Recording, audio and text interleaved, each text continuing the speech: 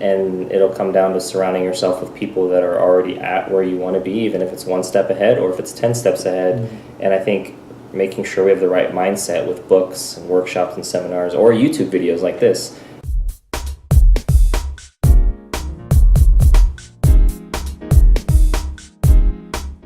Hey, it's Lance McGowan here and Tanner Freegard. And today we're going to be talking about the topic of the art of storytelling and why that's so important for your personal life or your business life.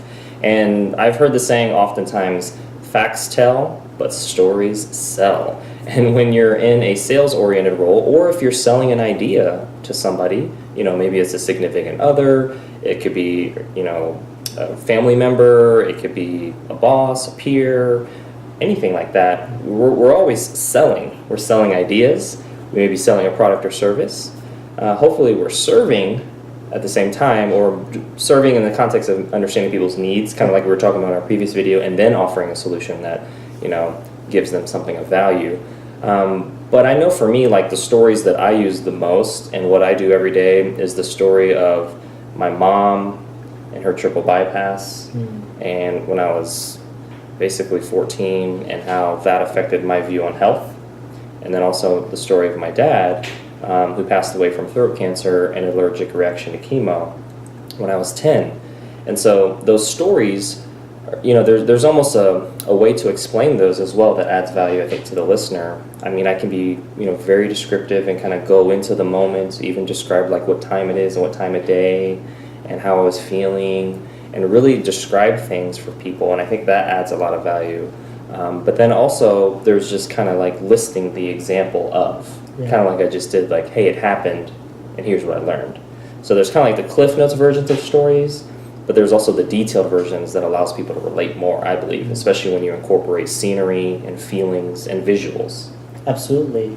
I love being in sales-oriented things simply for the reason that people are always thinking, you know what, I'm not good at sales, I'm not good at this, but yet we're selling ourselves every single day. You're either selling yourself that you're good in something, or you're selling yourself that you're bad, and you're the only person that can determine that. So whether it's you're trying to get a girlfriend, or you're trying to figure out what's the best strategy for you on the health or the wealth aspect of life, or maybe it's a vacation, you're trying to figure out who you want to go with and why you want them there. You're selling, it's just you're selling something else. So we're always in a sales-oriented community. It's just a matter of we never really put that into perspective. So the best way of being able to kind of wrap yourself, I think, around that is storytelling. Because what storytelling does is it allows you to have passion. It allows you to give a perspective of something that is your own with its own twists. When I'm sure you've come across a good book before, right? Where you're reading it and many books, right? We have tons of books over here where you're reading it and it puts you in another realm. You're putting yourself in that situation as if you were sitting down in that chair and they're having that conversation with you versus that individual. And that's a lot more of an enjoyable experience than when you're reading something that is simply telling you to do something. Right? Because we all know what we're supposed to do. It's not like we're shocked when it's you have to make more phone calls, or you have to set more appointments, or you have to meet more people, or you have to be better at networking. We all know those things.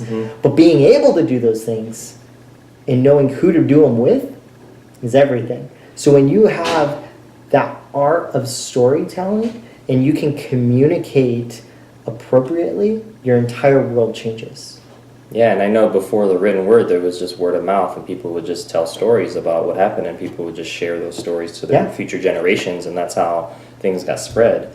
And then as we learned how to read and write and really transcribe all those stories on paper, we were able to capture those things like in books, and now digital books, and now articles and blogs, and put it in video now. You can tell stories in videos, obviously. So absolutely, yeah, it's certainly interesting how things have changed. And I know I have a number of books in front of me here, and each one tells a different type of story, or at least has examples of things that I can relate to. And I think at the end of the day, a story is just something that allows the teller to have you relate to and provide an example as to what they're trying to communicate. It's a little more clearer.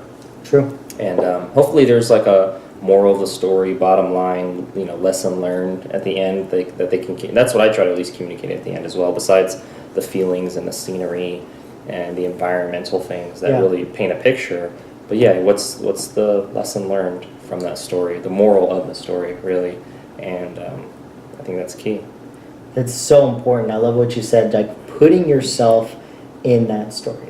That's exactly what you're trying to do. So when you're trying to convey something or point to somebody else, instead of just saying what it is that that point should be or is, allowing them to come to that conclusion themselves through the art of a story of something that's happened to you in the past or somebody that you know, or maybe if it's even hypothetical and you're just using an analogy of something, but they're able to wrap their head around it and come to that conclusion themselves. That's what they remember.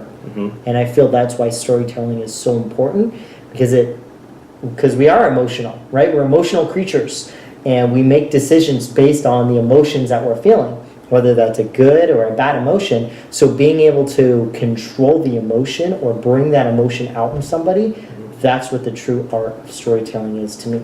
Yeah, and obviously it applies to the personal realm, the business realm, and I think that at the end of the day, again, facts tell, stories sell, and the art of storytelling implies that there is some, elements that aren't as definable or that may be more customizable or situational to each person, but there is a framework to kind of think about and follow, with regards to you want some emotion to come out of it. True. You definitely want to paint a picture, and there should be some moral of the story or bottom line at the end of it. And I think those are some elements that make an effective story. And when you are in a, hey, I'm thinking about buying a product or service, or I'm offering a product or service, I think these are some things to keep in mind and look for, and give that extra degree of discernment as to, okay, they are a good storyteller, or I can work on my storytelling abilities. And I think that can help us all. And that's really another purpose of these videos, is to give you all out there another way to have that level of, really it's discernment, the ability to see the truth from the lies, and make yourself a better version of yourself, so you can add more value, tell better stories, and do the other things that we talk about in our other videos as well. And if you don't like your story, there's always time to change it. Yeah, that's right. Or you can say like, hey, here's what happened, it wasn't good, but here's what I'm going to do going forward. True. To that point.